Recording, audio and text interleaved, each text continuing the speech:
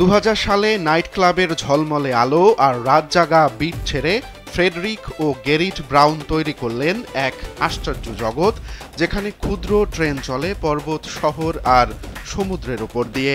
Miniature Wonderland নামে তাদের এই উদ্যোগ এখন বিশ্বের সবচেয়ে বড় মডেল ট্রেন সেট। এটি দেখতে প্রতি বছর কয়েক মিলিয়ন মানুষ জড়ো হয় জার্মানির হ্যামবুর্গ শহরে। শুরুতে তাদের কার্যক্রমকে পাগলাটে মনে হলেও অভিনব এই উদ্যোগ জায়গা করে নিয়েছে গিনেস বুক অব ওয়ার্ল্ডে।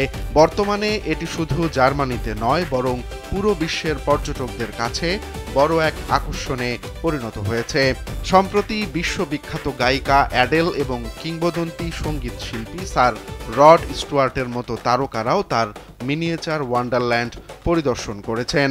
ফ্রেডরিক ও গেরিট জানিয়েছেন, শৈশবের খেলার প্রতি ভালোবাসাকে বাস্তবে ফিরিয়ে আনতে গিয়েই জন্ম নেয় তাদের এই মিনিয়েচার ওয়ান্ডারল্যান্ড।